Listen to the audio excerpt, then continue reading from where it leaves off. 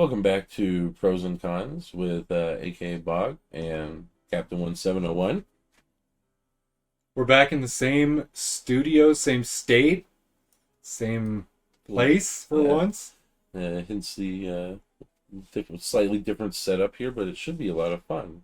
We actually had a lot of fun this episode. I think we did 3 episodes. We did We did. what we're calling is the Star Trek Tribbology. Tribbology. We kind of went down we want to do something special since we're kind of back in the same studio for this one. We picked 3 Tribble episodes. So we did TOS, Trouble with Tribbles, and then animated series. What was the name of that? More Trouble, More Tribbles. More Trouble, More Tribbles, and then of course DS9's Troubles and Tribble-ations. Which was fun. So, yeah, we just figured we didn't even take notes. We've seen these episodes several times. I don't think you've ever seen the animated series. I didn't even know. So, No, I've never seen. so that was different. Considering my first animated episode was the one we watched a couple weeks ago. Yeah. Overall, what'd you think? The 3 episodes together were awesome. I thought they all kind of gelled together into one cohesive story. I mean, the Trials and Tribble-ations is a little different because it kind of goes again, it kind of brings in the TOS original storyline, but the animated one was super cool how it kind of continued that story on, and you still got Koloth making an appearance after So he gets referenced or appears in all 3 episodes. Yep. And then the I guess their response to the original Trials and Tribble-ations God, I'm gonna get confused here. The original Troubles with Tribbles, they create this whole predator Tribble to like kill all the other Tribbles, but they're too big. And that's why they were freaking out, because they're trying to get the predator back. Yeah. Right, because they need it to manufacture more, but in the process of doing so, the Sereno Jones, by making him less apt to like rebreed, they now just grow so big that the predator can't eat them. Right. And then, of course, when the Klingons shoot them, they just explode into gigantic balls of tribbles, which is a whole problem in itself. Well, then I thought it was hilarious when they brought the, the predator, the Tribble killer. I forgot, what was the name of that thing? The Gromola? The Gromolan, something like that? Grommel? They're like, yeah. Kirk brings it and he's like, all right, this will kill the Tribble. And Koloth is like, I can't wait. And then they open the door and it's like a 10-foot Tribble, and then the predator Tribble runs away in fear. And so he has his buddy shoot it, and he's like, okay, and that blows up, and he's like, don't do that again. And then Kirk's like, well, see you later. And of course, in the Tribble-ations, Worf notes that the Klingons made the Tribbles extinct in the late 21st century. They wiped them out. They destroyed the entire home planet. They sent like an entire armada of ships to destroy the Tribble planet, and then like they're not going to be happy when they find out that they got brought back. A whole army of Tribbles. Like, I mean, I think if the Klingons had put that much effort into maybe taking Earth, they probably would have done it to destroying the Tribbles, Well, it sounds like the Tribbles didn't put up much of resistance. They probably just got glassed, but I mean, I thought all 3 of them together were great. It was a fun series, and like having Worf 2 react to like the old school Klingons is always classic. We don't talk about it. Of the 3, I love the DS9 episode. It really kind of brings everything together too, with like kind of the classic episode, the blending of like the what is now, like you said, 25-year-old CG, but still looks so good. They did perfect with the sets and the costumes. As you said, Dax is hot. Yeah. Like the coloring was perfect. I mean, it was spot on. It was perfect, yeah. The sets were spot on. I mean, I'm pretty sure they rebuilt all those sets, because you were saying, the show was canceled. They probably didn't keep them around for 30 years. They probably repositioned them.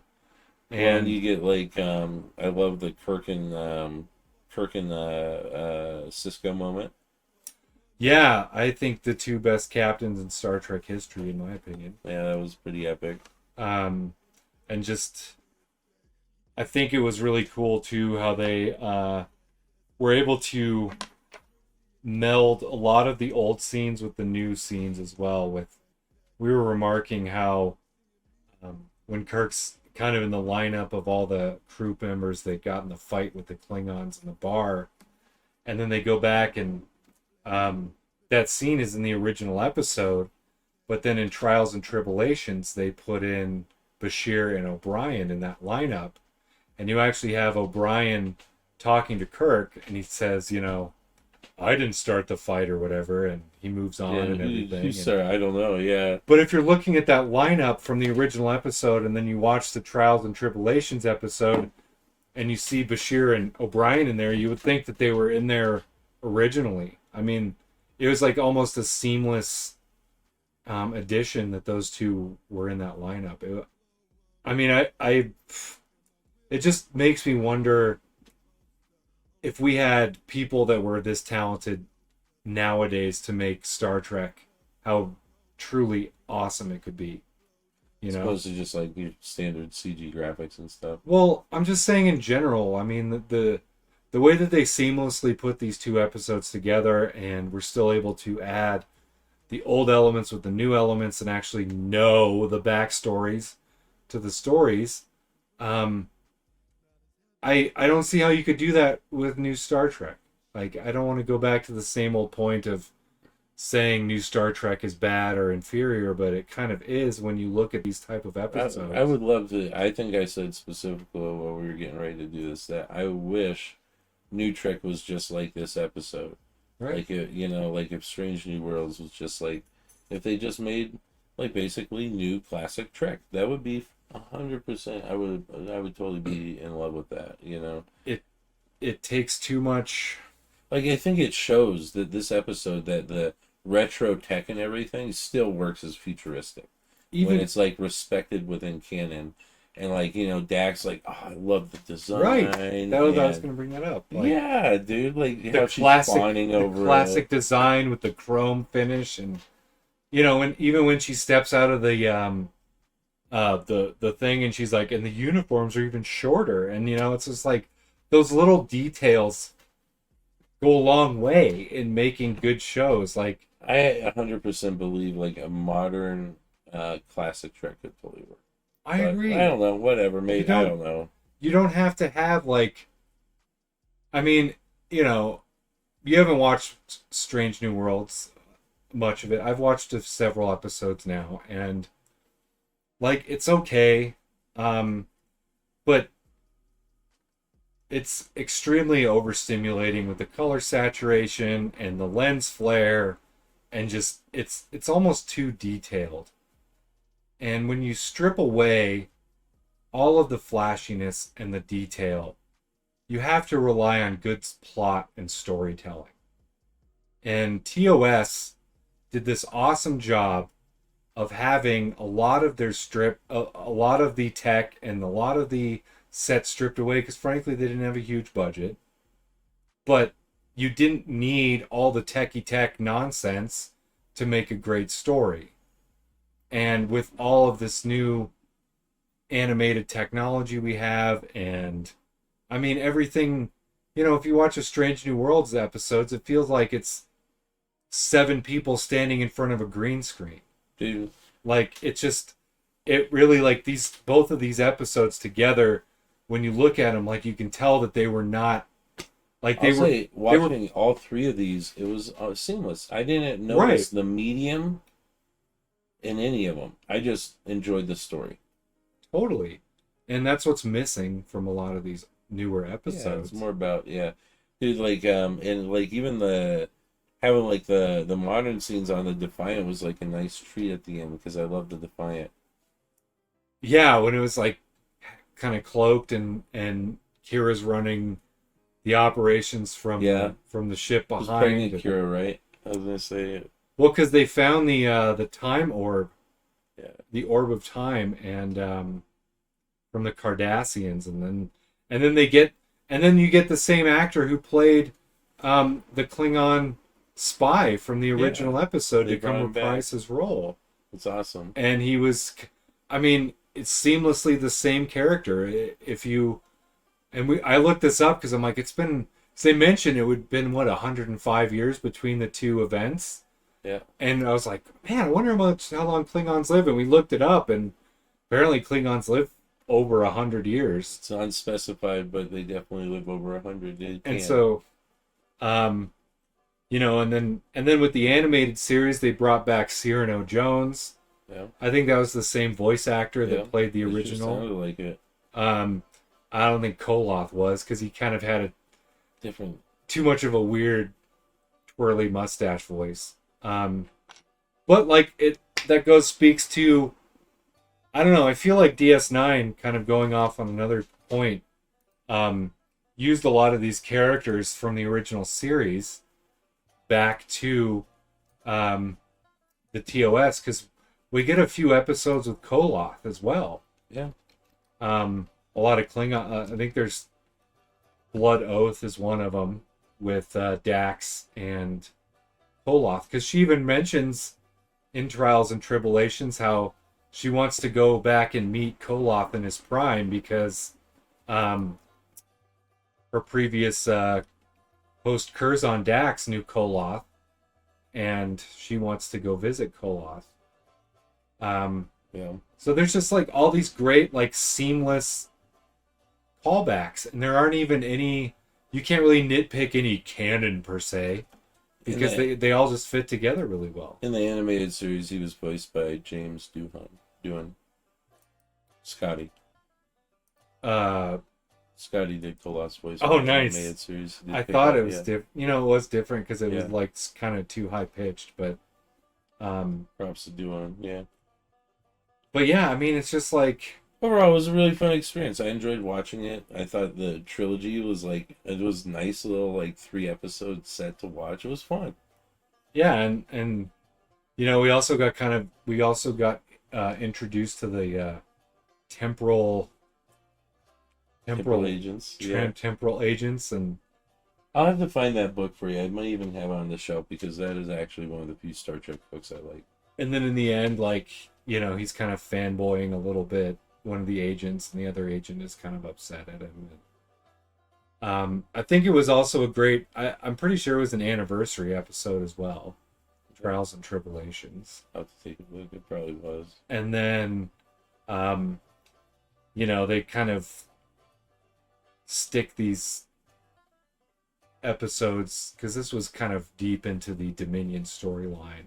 This was season 5, episode 6. So, you know, they're getting hot and heavy into the Dominion stuff. So I think DS9 did a good job of kind of peppering these type of episodes throughout the seasons to break up the tension between the, you know, heavy Dominion heavy stories. stuff. Yeah, no. I love this episode. It was a lot of fun. But like, I don't know, TOS, that the Trials and, I've been digging all the TOS we've been watching. I've been digging the animated series we've been watching so far. This is only my second or animated series episode. And it was phenomenal. They're great, right? I mean, you still get the chemistry, and it still feels like you're watching a real Star Trek episode. Yeah. It doesn't feel fake or weird or anything. I mean, it's animated, so you can do it. It's very authentic, though, yeah. What did you think of the Klingon dispersal field weapon? I thought that was pretty cool, how they introduced a new weapon, but also, like, introduce like a weakness to it that makes sense of why you don't really ever see it again. Yeah, Spock kept harping on that pretty hard. Like, he's like, yeah, they're gonna run out of energy.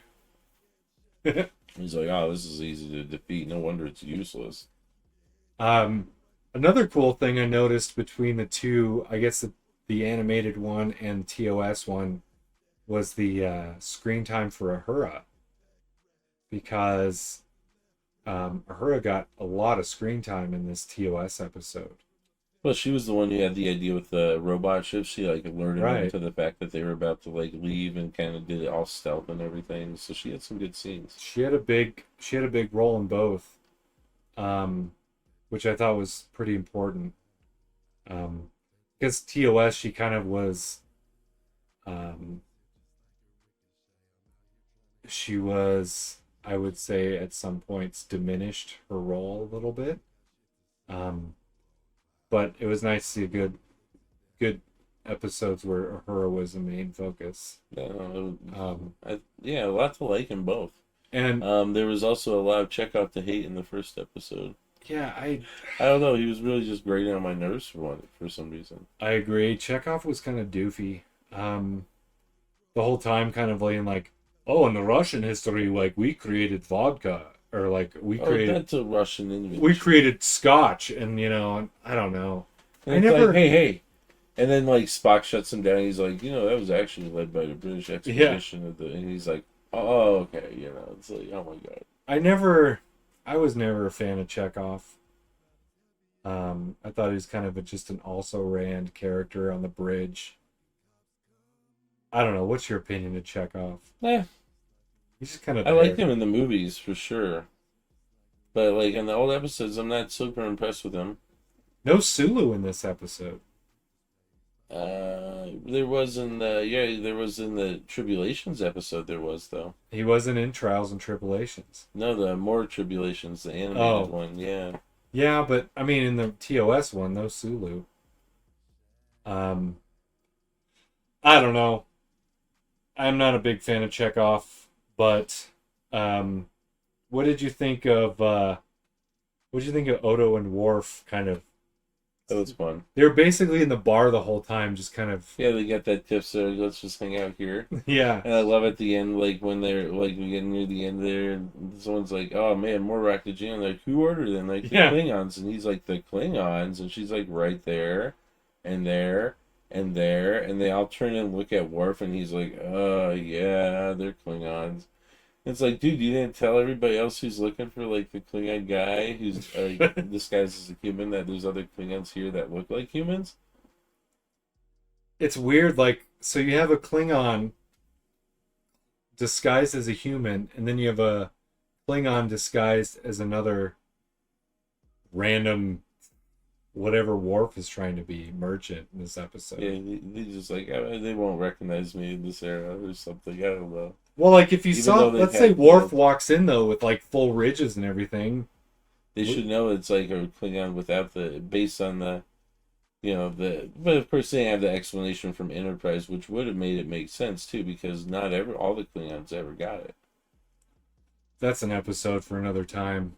We'll have to do that as like a to get into that whole trilogy or something, but I mean, as I say on that one, would you any final thoughts before winding it down? I mean, having seen the TOS episode a billion times and then watching Trials and Tribble-ations a billion times, like every time I watch those two episodes, they just get better.